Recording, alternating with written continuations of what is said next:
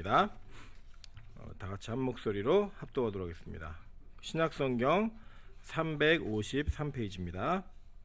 히브리서 1장 3절 말씀 다 같이 한 목소리로 합독합니다. 이는 하나님의 영광의 광채시요 그 본체의 형상이시라. 그의 능력의 말씀으로 만물을 붙드시며 죄를 정결하게 하신 이를 그치고 높은 곳에 계신 지극히 크신 이의 우편에 앉으셨느니라. 아멘. 네, 우리 주변에 있는 분들에게 이렇게 한번 인사하도록 하겠습니다. 당신의 얼굴을 보니까 행복해집니다. 네, 다시 한번 앞뒤로 인사하겠습니다. 당신의 얼굴을 볼 때 행복해졌으면 좋겠습니다. 네, 아직은 아니라는 뜻입니다. 그러나 우리가 같이 행복해질 수 있는 날이 곧 올 것이라고 믿고 있습니다. 네, 오늘은 사도신경 강의 19번째 시간입니다. 네, 많이 했죠, 그죠? 네. 앞으로 최소한 빨리 끝내도 7주 남았습니다. 7주 남았는데 원래는 지난주에 이제 앉아 계시다가 이제 심판하러 오셔야 되는데 지난주에 반밖에 못 해가지고 반 다시 또 합니다. 그래서 이거 2번째 시간입니다. 전능하신 하나님 우편에 앉아 계시다가 사실은 그 성경은요, 되게 제가 보니까 그 성경을 좀 연구하다 보니까요, 그 유기적으로 연결되어 있어서 뭐 하나를 알기 시작하면 다 알아야지 이해가 되는 그런 내용들이 많습니다. 그래서 왜 하나님이 말씀을 통해서 역사하고 계시고 신구약의 하나님이 똑같은 하나님인가, 이것들을 성경을 볼 때마다 더 잘 느낄 수 있다라고 생각을 합니다. 그런 차원에서 여러분이 요새 배우고 계신 이 사도신경은 우리 믿는 자들, 즉 그리스도인이라고 얘기할 때 가장 기본적으로 이거는 공통되게 고백해야 된다라고 하는 기초적 내용입니다.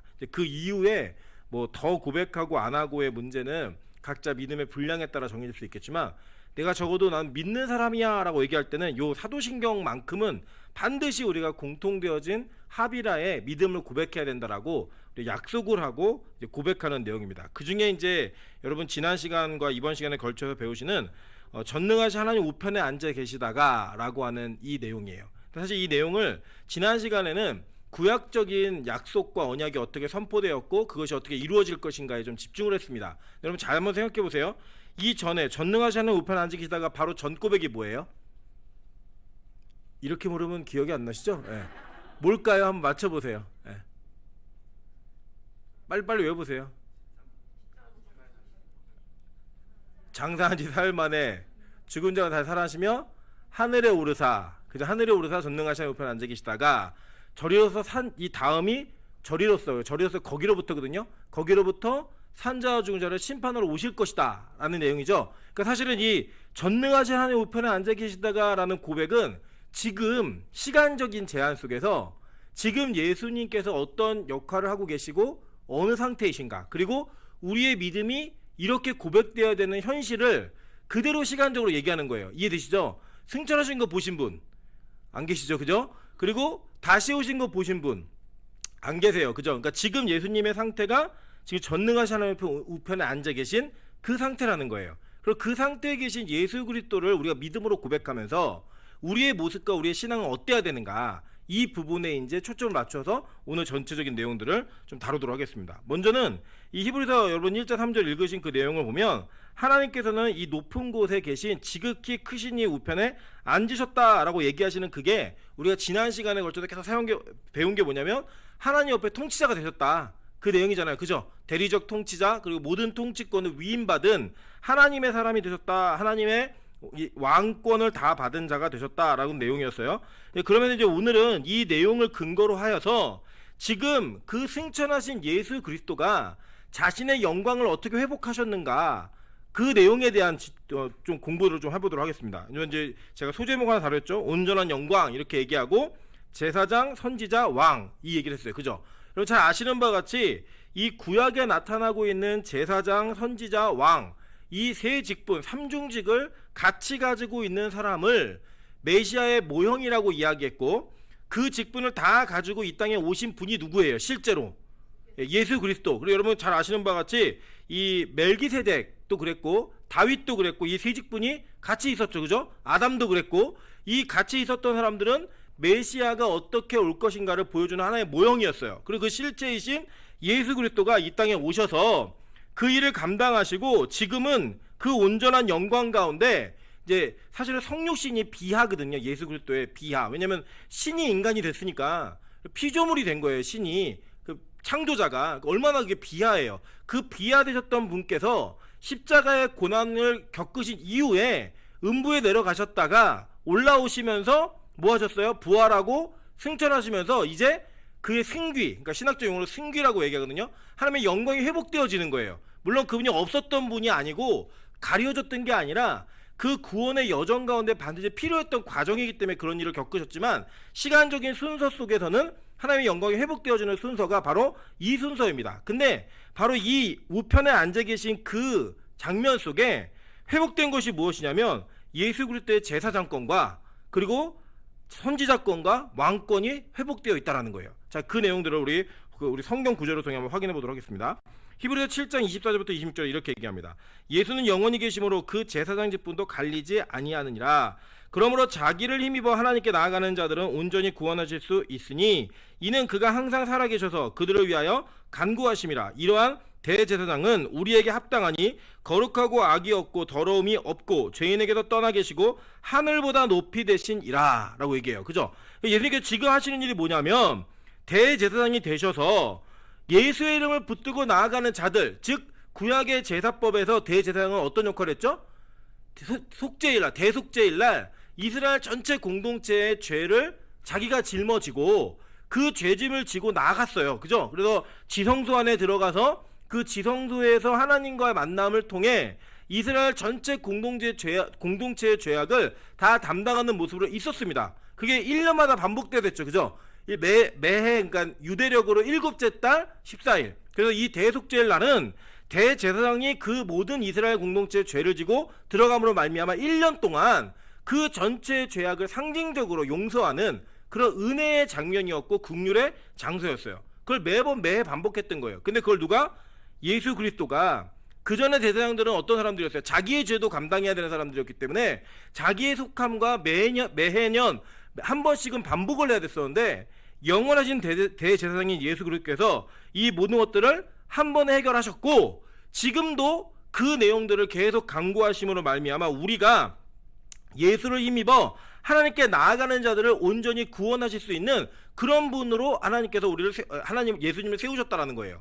그게 바로 우편에 앉아 계신 분의 역할입니다. 히브리서 10장 11절부터 13절 한번 보도록 하겠습니다. 제사장마다 매일 서서 섬기며 자주 같은 제사를 드리되 이 제사는 언제나 죄를 없게 하지 못하거니와 오직 그리스도는 죄를 위하여 한 영원한 제사를 드리시고 하나님 우편에 앉으사 그 후에 자기의 원수들을 자기 발등상이 되게 하실 때까지 기다리시나니 라고 얘기해요. 그죠? 그러면서 이 제사장권과 왕권을 살짝 연결하고 있죠. 그죠? 이 본문에서 그 내용들을 연이어 보도록 하겠습니다. 이제 선지자를 어떻게 회복하셨나요? 선지자권을. 요한복음 14장 26절입니다. 내가 아직 너희와 함께 있어서 이 말을 너희에게 하였거니와 보혜사 곧 아버지께서 내 이름으로 보내실 성령 그가 너희에게 모든 것을 가르치고 내가 너희에게 말한 모든 것을 생각나게 하리라. 평안을 너희에게 끼치노니 곧 나의 평안을 너희에게 주노라. 내가 너희에게 주는 것은 세상이 주는 것과 같지 아니하리라. 너희는 마음에 근심하지도 말고 두려워하지도 말라 라고 얘기해요. 자, 여러분 보시는 바와 같이 구약의 선지자들은요, 나비라고 불렀던 이 존재들은 하늘로부터 하나님의 기름 부으심과 하나님의 메시지가 있어야지만, 계시가 있어야지만 말을 하는 자들이었어요. 그죠? 그 말을 했던 자들에게 이제 그때 구약의 성령은 우리 안에 내주하시는 분이 아닙니다. 그래서 떠나기도 하세요. 여러분 아시는 바와 같이 삼손에게 임했던 성령이 떠났죠.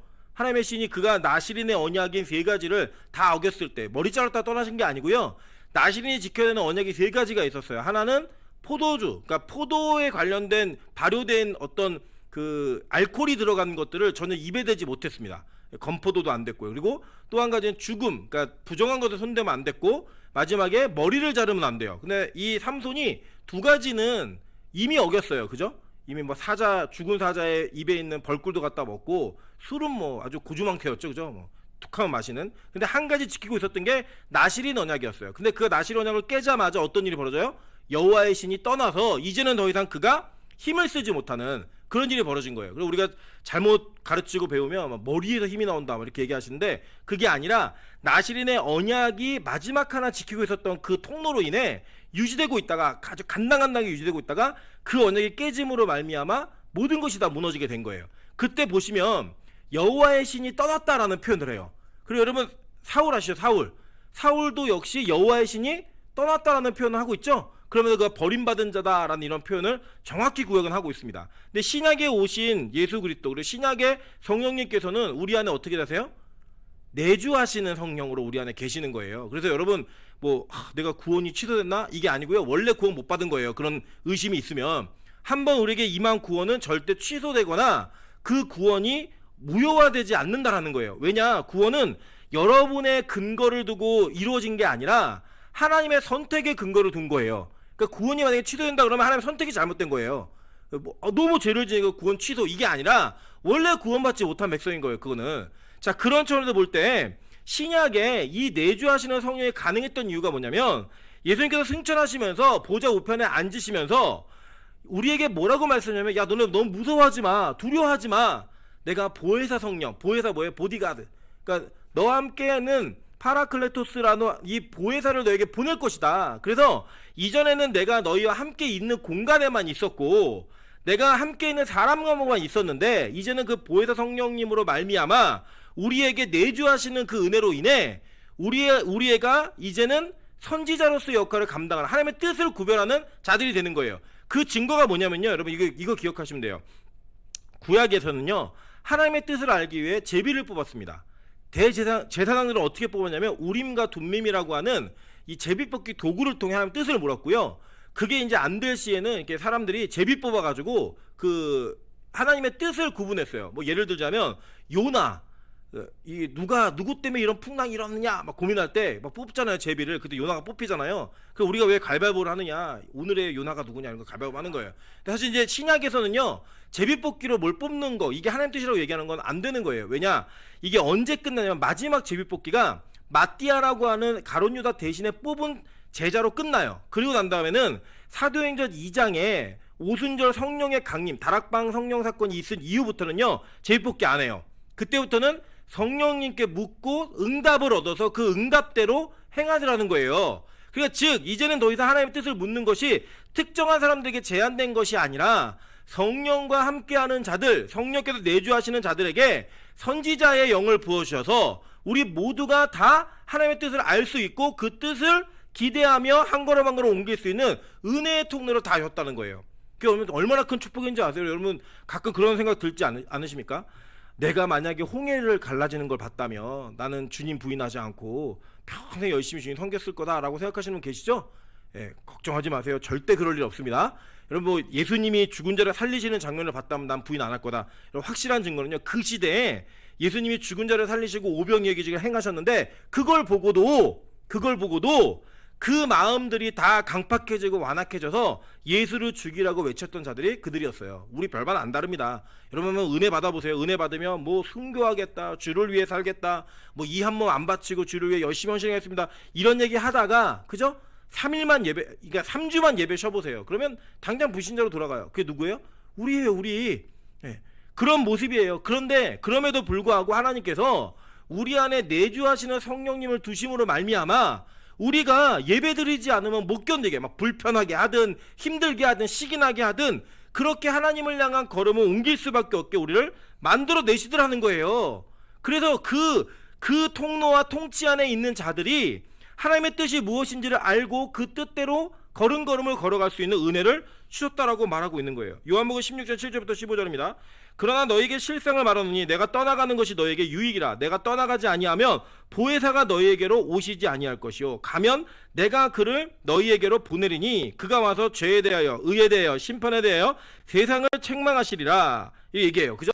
그러니까 지금 가시는 게 더 유익이 있다는 거예요. 구약의 백성보다 신약의 백성이 이게 유익이 있는 건 뭐냐면 이 성령님께서 오심으로 말미암아 우리가 선지자로서의 삶을 살아갈 수 있다라고 성경 우리에게 가르치고 있는 거예요. 그 뒤에 보세요. 그러나 진리의 성령이 오시면 그가 너희를 모든 진리 가운데로 인도하시느니 그가 스스로 말하지 않고 오직 들은 것을 말하며 장래 일을 너희에게 알리시리라. 그죠? 이게 누구의 일이었어요? 선지자 일이었잖아요. 그죠? 이 선지자의 역할을 우리가 감당해야 된다는 거예요. 그가 내 영광을 나타내시니 내 것을 가지고 너희에게 알리시겠습니다. 무릇 아버지께 있는 것은 다 내 것이라. 그러므로 내가 말하기를 그가 내 것을 가지고 너희에게 알리시리라 하였노라 라고 얘기합니다. 그러니까 예수님께서 이제 승천하시면서 예수님이 이 땅에 계실 때 공생애를 사실 때는요 예수님 피곤하셨어요. 그죠? 잠도 주무시고 먹으셔야 했고, 우리 인간 100% 인간으로서의 신체적 제한과 이 3차원적인 제한을 다 받으셨던 분이에요. 근데 이분이 부활하시면서 이게 깨지죠, 그죠? 4차원 세계를 넘나드는, 갑자기 막 문 닫혀있는데 또 나타나시고 막 이러잖아요. 우리 확인하셨잖아요, 그죠? 이렇게 그 영광의 광채가 되신 이후에 승천하시면서 나 대신 누굴 보낸다? 내가 보혜사 성령을 보내겠다 라고 하는 그 영광으로 예수 그리스도가 올라가시면서 우편에 앉아 계시면서 하시는 일, 성령님 보내신 거예요, 우리에게. 그 일이 지금 저와 여러분에게 그대로 일어나고 있는 거고요. 그래서 여러분, 이게 우리에게 큰 유익이라고 합니다. 유익이라고 성경은 얘기합니다. 그리고 예수님께서는 이 우편에 앉으심으로 말미암아 선지자로서의 직분을 완벽하게 회복하시는 거예요. 믿는 모든 이들에게 그걸 다 부어주시면서. 이해되시죠? 무슨 말인지. 자, 세 번째, 왕으로서의 이 왕권을 회복하십니다. 고린도전서 15장 25절부터 28절 보면, 그가 모든 원수를 그 발 아래 둘 때까지 반드시 왕노릇 하시리니 라고 얘기해요. 그죠? 그러니까 지금도 왕이신 거예요. 지금도 왕으로서의 그 역할을 계속 감당하고 계신 거예요. 맨 나중에 멸망받을 원수는 사망이니냐, 만물을 그의 발 아래 두셨다 하셨으니 만물을 아래 둔다 말씀하실 때 만물을 그의 아래 두시니가 그 중에 들지 아니한 것이 분명하도다. 만물을 그에게 복종하게 하실 때에는 아들 자신도 그때 만물을 자기에게 복종하게 하신 이에게 복종하게 되리니 이는 하나님이 만유의 주로서 만유 안에 계시려 하심이라 라고 얘기해요. 베드로전서 3장 22절 연이어 봅니다. 그는 하늘에 오르사 하나님 우편에 계시니라 천사들과 권세들과 능력들이 그에게 복종하느니라 라고 얘기해요. 그죠? 그러니까 지금도 이 온 우주 만물의 천사들, 권세들, 능력들이 다 그에게 뭐하고 있어요? 복종하고 있다라는 거예요. 그리고 그게 언제까지 이루어진다고요? 모든 원수를 그 발 아래 둘 때까지 반드시 왕노릇 하시리라 라고 이 예수님의 제사장권과 선지자권과 왕권이 지금 온전하게 회복이 되신 거예요. 어디 있을 때? 보좌의 우편에 계실 때에 온전한 회복이 이루어졌다는 거예요. 빌립보서 2장 9절부터 11절 봅니다. 이러므로 하나님이 그를 지극히 높여 모든 이름 위에 뛰어난 이름을 주사 하늘에 있는 자들과 땅에 있는 자들과 땅 아래에 있는 자들로 모든 무릎을 예수의 이름에 꿇게 하시고 모든 입으로 예수 그리스도를 주라 시인하여 하나님 아버지께 영광을 돌리게 하셨느니라 라고 얘기합니다. 그죠? 이렇게 예수님께서는 보좌 우편에 앉아 계시는으로 말미암아 이 세 가지의 삼중직을 다 회복하시고 영광을 받으시고 계신 거예요. 그러면 지금 이 시기에, 지금 이 순간에 예수님은 어떤 일을 하고 계시는가 한번 보도록 하겠습니다. 사도행전 7장 54절입니다. 60절까지. 그들이 이 말을 듣고 마음에 찔려 그를 향하여 이를 갈거늘 스데반이 성령 충만하여 하늘을 우러러 주목하여 하나님의 영광과 및 예수께서 하나님 우편에 서신 것을 보고 말하되 보라 하늘이 열리고 인자가 하나님 우편에 서신 것을 보노라 한대 라고 얘기해요. 자, 이게 어떤 장면이냐면 스데반이 이렇게 설교를 합니다. 대제사장들과 여러 사두개인들, 바리새인들 앞에서 설교를 하니까 이 설교의 내용이 끝이 뭐냐면 니들이 죽인 예수가 메시아다, 니들 회개해야 된다, 이 얘기를 해요. 그러니까 이제 원래 베드로도 똑같은 설교를 하거든요. 비슷한 설교를. 근데 베드로의 설교를 듣고 사람들이 어떻게 했어요? 회개하면서 우리가 어찌할꼬 고백을 합니다. 그때 너희가 예수님을 부르면 구원받는다 그랬고 3,000명이 회개하는 역사가 일어나는 거예요. 그런데 지금 오늘은요, 맨날 그랬으면 좋겠죠. 이게 복음이 선포되면 막 사람들이 변화되고 회복되고 돌아오고 이런 일이 있으면 좋겠는데 다 그렇다 안 그렇다. 안 그래요, 여러분? 스데반도 성령 충만한 사람이었거든요. 이 스데반의 설교를 듣고 사람들이요 열받아 갖고 이를 때려 죽입니다. 이 때려 죽이는데, 돌로 쳐 죽이는데, 이 돌로 쳐 죽일 때 증인이 누구였어요? 바울. 예.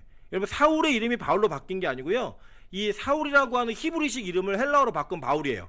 예. 그래서 이거는 바뀐 이름이 아니라 발음의 문제예요. 그러니까 제 이름이 임철인데 영어로 하면 찰스 이렇게 되는 것처럼 전혀 바뀐 게 아니라 발음이 이제 바뀐 거니까. 그러니까 바울이 여기 있었어요. 증인이었어요. 자기가 모든 책임지게 쳐 죽여 이렇게 얘기한 사람이에요. 그래서 겉옷을 벗어둔 거예요. 겉옷을 그들 앞에, 바울 앞에. 이 겉옷을 벗는다라는 거는 상당한 의미가 있습니다. 나중에 또 이건 사도행전 강의할 때도 설명을 드릴게요. 자, 그런데 여기서 딱 보니까요, 이렇게 죽는 장면 가운데 스데반이 하늘을 봤더니 하늘이 열리고요, 예수님이 보좌 우편, 그러니까 하나님의 우편에 서 계셨어요. 원래는 앉아 계셨잖아요. 근데 서 계신 거예요. 벌떡 서가지고 지금 스데반을 보고 계신 거예요. 그러면서 스데반이 언제까지 이 영광을 보게 되냐면 그 뒤에 보면 스데반이 부르짖어 이르되 주 예수여 내 영혼을 받으시옵소서 하고 무릎을 꿇고 크게 불러 이르되 주여 이 죄를 그들에게 돌리지 마옵소서 이 말을 하고 자니라 라고 얘기해요. 그러니까 언제까지? 죽을 때까지.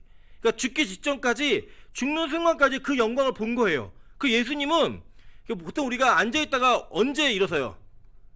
급하거나 중요한 일이 있거나 그럴 때 이렇게 벌떡 일어나잖아요. 그 일어난 모습으로 지금 스데반을 보고 계신 거예요. 근데 예수님이 보좌 우편에서 하시는 사역 중에 하나가 뭐였냐면 우리를 위하여 간구하는 중보의 사역을 하셨잖아요. 그래서 누굴 위해 기도하고 있는 거예요, 예수님께서? 스데반을 위해서. 그러니까 여러분 잘 보세요. 이 그 천주교는 기도를 할 때 하나님께 직접 기도를 안 해요. 못 한다고 가르쳐요. 심지어 예수님에게도 못해요. 그리고 누구한테? 성모 마리아에게 하는 거예요. 왜냐? 성모 마리아랑 예수님하고 친하니까 성모 마리아한테 얘기하면 성모 마리아가 예수님 대신 얘기해주고 그 전달된 게 전달된다 된다라고 해서 꼭 그 중간에 또 누가 껴있냐면 사제, 신부가 껴있는 거예요. 고해성사. 이게 그 구조에서 나온 거거든요. 근데 실제로는 이 성경 전체를 보시면 어떤 내용이 맞냐면 우리가 예수님의 이름으로 기도하는 내용이 뭐냐면 하나님께 대신 말해달라는 거예요.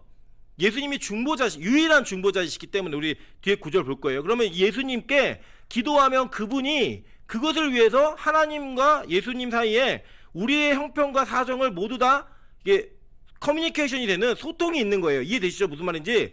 그런 관계 속에 있는데 예수님이 우리를 위해 기도하시는 중보의 사역들을 성경에서 찾아보면요, 어떤 내용이냐면 우리의 영혼이 지금 스데반이 얼마나 아팠겠어요. 여러분 우리나라 돌은 이게 짱돌이잖아요. 이스라엘의 돌은 다 뾰족뾰족해요. 그리고 맞으면 진짜 아파요.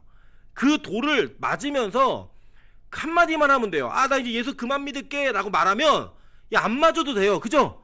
근데 그때 우리가 믿음을 저버리지 않게 하기 위해 예수님께서 중보하고 계신 거예요. 그러니까 예수님의 중보는 누구와 관련이 있고 어떤 내용과 관련이 있냐면 여러분 각자의 신앙과 관련이 있고 여러분과 하나님과의 고리가 끊어지지 않는 일에 예수님은 중보하시는 분이지, 여러분이 예뻐지고 좋은 직장 되고 좋은 집 살고 돈 많이 벌고 이런 중보를 받으시고 그런 중보를 하시는 분이 아니라는 거예요. 물론 그것도 하나님의 복 가운데 오는 건데 그 복을 통해 그 복의 근원은 뭐냐면 아, 하나님 진짜 살아계시는구나, 하나님 날 정말 지키시는구나, 하나님이 나를 통해 일하시는구나 라고 하나님을 바라보는 것이지 그 자체가 목적이 아니에요.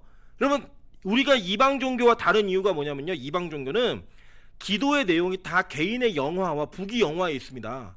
그죠? 근데 기독교는 그렇지 않아요. 여러분 기독교는요, 예수를 잘 믿는 것 때문에 여러분 손해볼 수 있어요. 예수를 잘 믿는 것 때문에 여러분에게 건강에 해가 있을 수 있고 여러분이 예수를 잘 믿는 것 때문에 죽을 수 있어요. 그런데 그 죽음 가운데서도 하나님을 향한 소망이 끊어지지 않고 그 줄이 연결되도록 계속 우리를 중보하시는 분이 누구예요? 예수 그리스도. 그 일 때문에 저와 여러분이 예수님께 그렇게 배반하고 그렇게 배신하고, 그죠? 뒤통수 치고 예수님 뒤통수 우리 많이 쳤잖아요. 그죠? 그럼에도 불구하고 우리가 버림당하지 않고 계속 하나님께 이끌림 받아서 끌려가는 거예요. 그 중보의 사역 때문에. 그게 지금 그 보좌 우편에서 하고 계신 일인가, 하고 계신 일. 여러분 너무 감사하지 않으십니까? 우리의 연약함. 여러분 어떻게 믿어요? 여러분 믿으세요? 못 믿죠, 그죠? 예, 오늘 누가 그러더라고요. 제가 이렇게 뉴스를 하나 보다 보니까 남자가 바빠가지고 못 만난다는 거 다 거짓말이래요. 그래서 봤더니 그 탤런트 서민정 아시죠? 서민정 씨가 연애를 할 때 그 남편이 미국에 있는 변호사인데 그 중간 업무를 마치고 14시간씩 주말에 비행기를 타고 왔고 데이트를 하고 심지어 촬영 있으면 못 만나고 그 14시간 간대요. 그걸 계속했대요. 지금은요 안 해요. 예. 지금 그러니 어떻게 해요? 그는 옛날에 그냥 열심히 하는 거죠. 저희 여러분들 다 경험 있으시죠? 그죠? 열심, 수고, 이런 사랑으로 계속 누군가를 지켜보고 그런 것 때문에 감동하시는 거 아니에요? 그죠? 그 감동이 사라지면 마음이 식어지고. 근데 우리 주님은 지금까지 우리를 포기하지 않으시고 그 중보를 쉬지 않고 계속 하신다는 거예요. 지치지 않고. 그것 때문에 저와 여러분이 주님께 접붙임 받아갖고 안 떨어지고 그냥 붙어가는 거예요. 감사하지 않으십니까? 아, 저는 저를 못 믿겠어요. 저는 진짜 못 믿겠어요. 저는 제가 진짜 끝까지 제 능력과 힘으로 예수님 붙들고 간다? 그럼 전 지옥 갈 거예요, 분명히. 근데 예수님께서 저를 위해 중보하고 계시기 때문에 여러분 생각해 보세요. 여러분 목사한테는 기도 부탁 많이 하시잖아요. 목사가 기도 많이 하는 줄 알고, 그죠? 예, 목사가 기도를 하긴 합니다. 하긴 하지만 많이 한다는 거에 있어서는 조금 이제 그 오해를 푸셔야 돼요. 물론 저는 매일 1시간씩 기도를 합니다. 왜냐면 저는 기도하면은 1시간 했다 생각하고 눈 뜨는데 15분 했거든요. 근데 저는 제 느낌에 1시간이니까 저는 매일 1시간씩 하고 있어요. 근데 이제 여기 보면은 뭐 저보다 기도 많이 하는 성도들 많아요. 많은데 우리가 목사한테 기도 제목을 얘기하고 부탁하는 이유가 그래도 뭐예요? 아, 저 사람 진짜 기도할 것 같으니까 뭐 적어도 우리 교회는 저 목사의 기도가 더 효용이 있다 이런 능력 없으시잖아요. 그런 마음 없지만 기도할 것 같으니까 얘기하시는 거잖아요. 그죠? 근데 만약에 예수님이 여러분을 더 중보해 주신다고 너 기도 제목 내놔라. 그럼 여러분 어떻게 하겠어요? 만사를 제치고 얘기하지 않으시겠어요? 만사를 제치고? 그럼 그게 얼마나 감격이고 감사해요. 그게 예수님이 지금 우리를 위해 하고 계신 거예요. 지금 그냥 하늘에 올라가고 탱탱탱 놀면서 우리를 위해 지켜보고 계신 게 아니라 계속 우리를 위해 중보하고 계시다라는 거예요. 그 뒤에 보실래요? 로마서 8장 34절부터 39절입니다. 누가 능히 하나님께서 택하신 자들을 고발하리요? 의롭다 하신 이는 하나님이시니 누가 정죄하리요? 죽으실 뿐 아니라 다시 살아나신 이는 그리스도 예수시니 그는 하나님 우편에 계신 자여 우리를 위하여 간구하시는 자신이라 라고 얘기해요. 그죠? 이미 이 로마서 8장 1절은 뭐예요? 예수 그리스도는 결코 정죄함이 없나니 라는 거, 정죄함이 없다는 걸 선포했어요. 죄와 사망의 법부터 생명의 법으로 옮겨졌다고 선언했다고요. 했음에도 불구하고 그 뒤에 누가 하나님의 백성을 고발하냐, 누가 하나님의 사람들을 죄 있다 얘기하는 거 정죄하느냐, 다시 살아나신 이가 지금도 우리를 위하여 간구하고 계신데 누가 감히 이 얘기하는 거예요. 멋지지 않습니까 여러분?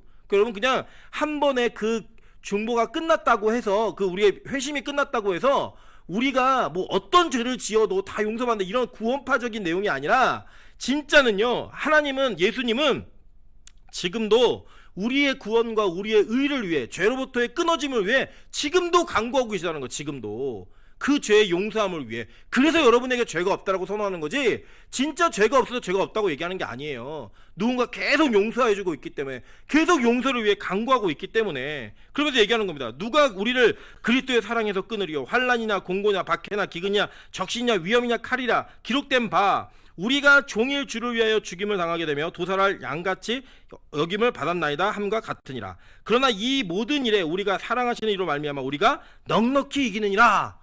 그래서 이기는 거예요. 그래서 뭐 단호하게 결의하고 결단하고 내가 담배 끊겠습니다, 술 끊겠습니다, 내가 음식을 끊겠습니다, 이래서 끊어지는 게 아니라 하나님이 우리를 위해, 예수 그리스도가 우리를 위해 계속 우편에 앉아서 간구하심으로 말미암아 우리가 넉넉히 이기는 거예요. 그죠? 뒤에 보세요. 내가 확신하노니 사망이나 생명이나 천사들이나 권세자들이나 현재일이나 장래일이나 능력이나 높음이나 가품이나 다른 어떤 피조물이라도 우리를 우리 주 그리스도 예수 안에 있는 하나님의 사랑에서 끊을 수 없으리라. 멋지지 않으세요 여러분? 이 선언이에요. 이게 너무나 좋지 않습니까? 하나님이 지금도, 예수님이 우리를 그렇게 중보하고 계시다는 거예요. 그래서 우리가 거기서 끊어지지 않는다는 거예요. 11번 한번 보세요. 디모데전서 2장 5절부터 6절입니다. 하나님은 한 분이시요 또 하나님과 사람 사이의 중보자도 한 분이시니 곧 사람이신 그리스도 예수라. 중보자 딱 한 분인 거예요. 그래서 원래 우리 교단에서는요, 이 중보기도라는 단어를 못 쓰게 되어 있습니다. 이웃을 위한 기도, 이웃을 위한 도고 이렇게 쓰기로 결의를 했어요. 근데 이 중보기도가 이제 여러분 이거는 좀 이해하셔야 돼요. 그러니까 우리가 어떤 사람을 대신해서 하나님께 기도해가지고 나 때문에 그 사람이 용서받는 이런 게 아니에요. 중보기도의 내용은 우리가 그래서 그런 내용으로 쓰고 있지 않기 때문에 중보기도라는 단어 그냥 쓰는데, 유일한 그렇게 하나님께 우리를 대신해서 간구할 수 있는 분은 누구예요? 예수님 한 분에는 없어요. 그분 한 분에는 절대 그런 분이 없다고요. 그래서 유일한 중보자는 누구다? 예수 그리스도. 그러니까 이 천주교 사제들 다 사기꾼들이에요. 말도 안 되는, 여기 분명히 선언하고 있잖아요. 오직 한 분 예수 그리스도다. 그리고 나머지는 다 그걸 위해 돕는 자들. 하나님 저 사람이 돌아올 수 있도록 도와주세요 라고 얘기해서 하나님 그 사람과 직접 대면하시는 거지, 뭐 그 사람은 아무렇지도 않은데 우리 때문에, 우리가 기도한 것 때문에 그 사람이 살아나고 변화되고 이런 게 아니라는 거예요. 그래서 얘기하죠. 그래서 그가 모든 사람을 위하여 자기를 대속물로 주셨으니 기약이 이르러 주신 증거니라 라고 얘기하는 거예요. 제가 오늘 빨리 끝내야 돼요. 왜냐면 우리 유빈 형제하고 1시간, 이거 오늘 그 우편에 앉아 계신 거 다 끝내면 아이스크림 내기로 했거든요. 제가 저 친구는 못 끝낼 거다 확신 있게 얘기하고, 저는 오늘 반드시 끝낼 거다 얘기했기 때문에 걱정하지 마십시오. 길지 않게 잘 진행하고 있습니다. 자, 그런데 여기서 그냥 예수님이 그렇게 하신 분으로 끝난다. 이게 사실 우리하고 별로 큰 의미가 없잖아요. 여러분 가끔 우리 그럴 때 있지 않습니까? 죄를 우리가 못 이긴 걸 얘기할 때 예수님이 참으셨어, 뭐 견디셨어, 그럼 우리 뭐라고 얘기하면 야 그건 예수님이니까 그렇게 하신 거지 나는 못해, 이런 얘기 우리 가끔 마음에서도 하고 직접 입으로 내뱉은 적도 있으시죠, 그죠? 근데 여러분 잘 보세요. 예수님이요 이렇게 하신 이 삼중지구 회복하신 그 일을 내가 회복했다라고 자랑하고 끝내시는 게 아니라는 거예요. 그게 우리와 동일하게 우리에게 그게 다 임한다는 거예요. 자 보세요. 베드로전서 2장 9절부터 10절입니다. 그러나 너희는 택하신 족속이요 왕같은 제사장들이요 거룩한 나라요 그의 소유가 된 백성이니 이는 너희를 어두운 데서 불러내어 그의 기이한 빛에 들어가 계신 이 아름다운 덕을 선포하게 하려 하심이라 라고 얘기해요. 그죠? 자 여기서 뭘 얘기하고 있어요? 너희는 택하신 족속이다. 그리고 왕같은 뭐라고요? 제사장들이다 라고 얘기하는 거예요. 누가요? 저와 여러분이 택하신 바 된 자들이 우리가 다 왕같은 제사장들, 왕도 들어가고 제사장도 들어갔어요. 그죠? 우리가 그게 회복된다는 거예요. 그래서 이 예수 그리스도의 영광의 회복은 특정한 예수 그리스도만 누리는 게 아니라 예수님을 믿는 모든 자들이 누리는 은혜라는 거예요. 그 일을 먼저 보여주고 계신 거예요. 그리고 이 일은 지금도 이루어졌고 앞으로도 이루어질 거예요. 어떤 차원에서 이렇게 얘기하냐면요, 이런 거예요. 제가 이제 누누이 말씀드리지만 하나님의 그 예정, 하나님이 정하신 일이 왜 되었다라고 우리가 표현하나, 우리 가끔 이런 거 있잖아요. 확실히 되는 일은요 된다고 얘기해요. 그죠? 됐다고 얘기해. 이미 끝났다고. 미래 일인데도 불구하고 과거형으로 얘기할 때가 있어요. 뭐 예를 들면 뭐 먹기 대회를 하는데 우리 편에 아영이하고 김민정 집사 있는 거예요. 야 이제 우리가 이겼어 이렇게 얘기해요. 그죠? 아직 시합도 안 했는데 야 이거 끝났어, 이겼어 이미. 왜 그러냐? 확실히 이루어질 일이기 때문에. 그럼 그거는 뭐 아무런 이변 없이 반드시 이루어지는 일이기 때문에 무조건 됐다라고 얘기하는 거예요. 맞죠? 근데 하나님이 뭔가를 정하셔서 그 정한 걸 내가 이루겠다라고 선포하실 때에는 그거 돼요, 안 돼요? 무슨 일이 있어도 된다는 거예요. 무슨 일이 있어도. 그래서 우리가 그걸 과거형처럼 얘기하는 거예요. 그래서 무슨 말이냐면 지금 우리가 이 땅에서 비록 죄에 지고 살고 있고 죄에 질질 끌려다니고 살고 있고 우리가 실패하고 낙심하며 살고 있지만 저와 여러분을 하나님께서 택한 족속으로 왕같은 제사장으로 거룩한 나라로 소유된 백성으로 세우신 거예요. 그러면 그 일은 돼야 안 돼요? 된다고요. 그래서 지금 술 먹고 담배 피고 뭐 나고대고 막 그러면 걱정하지 마세요. 주님이 택한 사람이면 언제든 돼요. 믿으십니까? 된다고요, 진짜요. 보세요, 우리 교회도 있잖아요, 그죠? 돌아온 탕녀들 있잖아요, 그죠? 된다고요. 얘가 이렇게 기도할지, 얘가 이렇게 예배될지 몰랐다니까요, 우리는. 근데 하나님이 어느 날 한순간에 딱 잡으면 그거 되는 거예요. 예. 여기 우리 오늘 우리 명예교인인 아영자매가 여기 와 있잖아요. 예, 명예교인 아영자매. 저 인간이 어떤 인간이었냐? 제가 같이 이제 저희 청년부 부원이었어요. 저희 사역하던 교회, 부교육자로 사역하던 교회 우리 부원이었는데 어머니한테 전화가 온 거예요. 우리 교회는 도대체 이 교회는 뭔 교회인데 애들을 이렇게 늦게 보내냐고. 제가 아니 어머니 저희는 금요철야 외에는 10시 이후에 보내본 일이 없습니다. 아니라는 거예요. 매일 늦게 들어오는 거예요, 매일. 그래서 제가 붙여놓고 너 도대체 뭐 때문에 이게 뭐냐? 나는 너를 그렇게 늦게 보낸 적이 없는데 이게 뭐냐? 그랬더니 남자친구랑 데이트를 하면서 집에다가는 엄마 교회에서 헌신해야 돼 이러면서 계속 안 들어간 거예요. 어머니도 열 받으실만 하죠. 예. 그랬던 우리 아영 자매가 어느 날 부르짖는 기도를 하기 시작하더니 지금은 누구도 이기지 못하는 기도 소리와 누구도 이기지 못하는 모션을 통해 주의를 초토화시키며 기도하고 있잖아요. 전 저럴 줄 몰랐어요, 저 친구가. 예. 우리 그게 은혜예요. 그게 은혜라는 거예요, 은혜. 여러분 보세요. 뭐 여러분 가끔 권사님들 우리 아들 어떤 우리 딸 어떤 걱정하지 마세요. 주님이 손대시면 한 방이에요. 사람이 할 수 없는 일이고요. 그냥 주님이 손대시면 한 방이에요. 우리 여기 이 자리에 없지만 이주한 자매 보세요. 네. 제가 그랬거든요. 이주한 자매가 맨날 뭐 피곤하다, 회사가 바쁘다 이래서 예배를 안 오길래 제가 그랬거든요. 야 너네 회사 분명히 너네 그런 시간 망한다. 그래서 진짜 망했어요. 말에 권세가 있는데 망했어요. 망하니까 이제 집에 놀고 있으니까 야 너 망한 김에 다시는 이런 기회가 없으니까 기도원에 일주일만 가서 있자. 그랬더니 이제 네 말은 했어요. 왜냐면 제가 어려우니까. 근데 그때 당시 주한자매는 우리 하늘문 기도원이 이단이라고 확신하고 있었던 때거든요. 그래서 이제 울며 겨자 먹기로 쫓아가면서 하루 짐을 싸다 간 거예요. 도망 나오려고. 그랬다가 계속 지금까지 있는 거예요. 안 내려오고. 누가 알겠어요? 몰라요. 하나님이 하고자 하시면 한 방에 이루신다라는 거예요. 그래서 하나님이 결정하시는 반드시 돼요. 근데 우리를 어떻게 부르셨느냐? 택하신 족속으로 왕같은 제사장으로 거룩한 나라로 소유된 백성으로 어두운 데서 빛을 선포하는 자들로 우리를 부르셨다라는 거예요. 여러분 얼마나 명예로웁니까? 그죠? 계시록 3장 21절에 이렇게 얘기합니다. 이기는 그에게는 내가 내 보좌와 함께 앉게 하여 주기를, 내가 이기고 아버지의 보좌에 함께 앉은 것과 같이 하리라. 그러니까 우리가 그런 존재가 된다는 거예요. 그래서 여러분 우리 배우셨죠? 보좌 우편은 장소의 개념이 아니라고요. 상징의 개념이라고 얘기했잖아요. 그러니까 보좌 우편에 앉은 그 예수 그리스도의 그 모든 것을 다 위임받은 것처럼 누가 그렇게 된다는 거예요? 저와 여러분이 그렇게 된다는 거예요. 예, 멋지지 않으세요? 예. 이게 바로 복음이에요. 이게 그러니까 우편에 계신 그분을 보면서 믿으면서 고백을 하면서 내가 그렇게 될 걸 동시에 고백하는 거예요. 그 고백 속에는 그냥 예수님이 거기 계시는 거야 이 끝이 아니라 내가 그렇게 되겠구나, 주님께서 누리시는 모든 통치권과 이것들이 나에게 다 위임되겠구나, 이걸 믿으면서 그 고백을 하시는 거라고요. 보세요. 계시록 2장 20장 4절입니다. 또 내가 보좌들을 보니 거기에 앉은 자들이 있어 심판하는 권세를 받았더라. 또 내가 보니 예수를 증언함과 하나님의 말씀 때문에 목배임을 당한 자들의 영혼들과 또 짐승과 그의 우상에게 경배하지 아니하고 그들의 이마와 손에 그의 표를 받지 아니한 자들이 살아서 그리스도와 더불어 1000년 동안 뭐 한대요? 왕노릇한대요. 1000년 동안. 멋지지 않습니까? 근데 여러분 이게요, 나중에 우리 요한계시록 배우시겠지만 1000년이라는 시간 동안이 아니라 이거는 상징적인 하나님의 나라를 얘기하는, 영원한 나라를 얘기하는 거예요. 저는 이제 뭐 궁금하시죠? 뭐 전천년설, 뭐 후천년설 얘기하는데 저는 결론적으로 무천년주의자입니다. 저는. 네. 상징이에요, 상징. 1000년 동안 하나님과 영원히 왕노릇한다라는 얘기하는 거예요.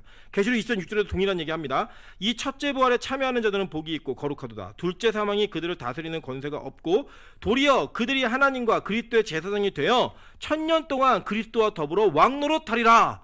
그죠? 동일한 고백하고 있어요. 보세요. 계시록 22장 3절부터 5절이에요. 다시 저주가 없으며 하나님과 그 어린 양의 보좌가 그 가운데 있으리니 그의 종들이 그를 섬기며 그의 얼굴을 볼 터이요 그의 이름도 그들의 이마에 있으리라. 다시 밤이 없겠고 등불과 햇빛이 쓸데없으니 이는 주 하나님이 그들에게 빛이심이라. 그들이 세세토록 왕노릇하리로다. 아멘. 여러분 이런 왕노릇한다고 우리 선언하고 있는 거예요. 그죠? 왕노릇하고 있고 여기 보시면 이미 제사장, 여러분 제사장들이죠. 그죠? 제사장권이 왕권이 회복되는 거예요. 그리고 보세요. 계시록 22장 6절부터 9절입니다. 또 그가 내게 말하기를 이 말은 신실하고 참된지라. 주 곧 선지자들의 영의 하나님이 그의 종들에게 반드시 속히 되어질 일을 보이시려고 그의 천사들을 보내셨도다. 그게 뭐냐면요, 천사들을 보내서 얘기한 내용이 이 메시지의 요한계시록. 그러니까 그 요한계시록을 깨닫고 믿으면서 이 요한계시록을 선언하는 자들은 무슨 영을 받은 자들이에요? 선지자의 영을 받은 자들이라는 거예요. 이해되시죠? 무슨 말인지. 그래서 이 하나님의 영, 하나님께서 회복하신 영광의 회복이 다 우리에게 순차적으로 다 일어나게 되는 거예요. 그 왕으로, 제사장으로, 선지자로 우리 다 세움을 받는 거예요. 그것도 유한한, 이 역사가 끝나면 끝나는 그것이 아니라 영원한 나라에서. 믿으십니까? 그걸 믿는 게 우편에 대한 고백인 거예요. 여러분 이거를 여기에 그런 깊은 의미가 담겨져 있어?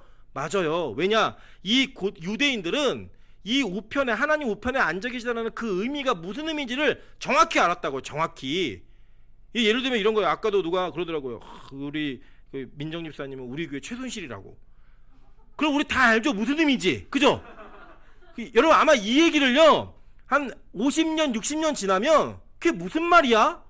1000년이 지나면 그게 무슨 말이야? 이런 의미가 굉장히 어려울 거예요. 그죠? 해석하는 게. 그럼 그때 뭐 해야 돼요? 2000 몇 년도에 우리 대한민국 나라에 이런 일이 있었는데 이런 사람이 최순실이었고 이 사람이 무슨 일을 했다라고 설명을 해줘야 되잖아요. 이게 무슨 말이니까 이 시대에 사도신경을 초대교회에 고백하는 자들은 예수님이 하나님 우편에 앉아 계시다는 이 얘기를 할 때 그 내용이 다 의미적으로 함축적으로 담겨져 있던 거라고요. 우리가 최순실 그러면 다 아는 것처럼. 이해되세요? 무슨 말인지. 그렇게 이 복음에 대한 내용들을 고백을 하는 그 내용들을 우리가 지금 이렇게 이해하면서 여러분이 사도신경을 암송할 때마다 하나님, 그러니까 전능하신 하나님 우편에 앉아 계신 예수 그리스도를 고백하면서 이 고백이, 이 믿음이 여러분 안에 있어야 된다고요. 그래야 진짜 고백인 거예요. 주문을 외워보자 막 외우는 게 아니라 진짜로 진실된 믿음의 고백이 나타날 때 그 나타난 고백으로 말미암아 이 사도신경의 고백에 의미가 있어지는 그 역사가 있어진다는 거예요. 여러분 이제 우리가 이 사도신경을 계속 배우고 있는데요, 저는 이렇습니다. 우리 교회가 앞으로 금요철에는 뜨겁게 기도하고 오후 예배도 예배한 다음에 뜨겁게 예배하고, 또 주일 예배는 이제 우리 믿으시는 분들, 안 믿는 분들도 있고 초신자도 있고 여러분들이 계시기 때문에 우리 좀 노멀하게 이렇게 성경을 좀 배워가는 입장으로, 그리고 이 수요 예배는 성경 공부의 입장으로 쭉 갈 거예요. 그런 차원을 갈 때 여러분이 뭘 아셔야 되냐면, 내가 믿는 거 그리고 고백하는 것을 성경이 뭐라고 말하고 있는지를 확인하면서 그 믿음의 고백을 하나하나 견고하게 만들어 가시는 거예요. 나 그냥 믿어, 이게 아니라 나는 이렇게 믿고 이래서 믿어. 이게 여러분 자연스럽게 되시면 나중에 누군가에게 너 뭘 믿어? 네가 믿는 예수님은 어떤 분이야? 라고 말할 때 이거 설명하시면 돼요. 예를 들어 여러분 간단한 거 아니에요? 그냥 누군가 복음이 뭐야? 라고 물어보면 사도신경 가르쳐 주세요. 그럼 끝나는 거예요. 사도신경 가르쳐 주시라고요. 그냥 그때 이 내용들 그냥 다 기억 못해도 되니까 뼈대가 뭔지, 무슨 의미가 있는지 이 정도만 얘기하셔도 놀라운 역사가 벌어진다고 생각해요. 전도하라 그러면 맨날 우리 교회가 어떤지, 뭐 우리 목사님이 뭐 어떻게 생겼는지, 교회 의자가 좋고 뭐 이런 거 얘기하지 마시고요. 복음을 믿고 예수를 소개하셔서 그 예수를 소개한 여러분의 그 믿음이 진짜일 때 그게 막 연병처럼 번져갈 거예요. 믿음이. 전 그래서 진짜 우리 교회가 진짜 전도하는 교회였으면 좋겠고요. 여러분의 신앙 고백이 진짜 신앙의 고백이었으면 좋겠습니다. 그래서 여러분 지금 오늘 배운 이 내용들을 토대로 하나님, 우편에 앉아 계신 그 예수 그리스도가 나를 위하여 중보하시는 그 감격이 얼마나 큰지를 다시 한번 깨닫는 은혜가 있게 도와주십시오.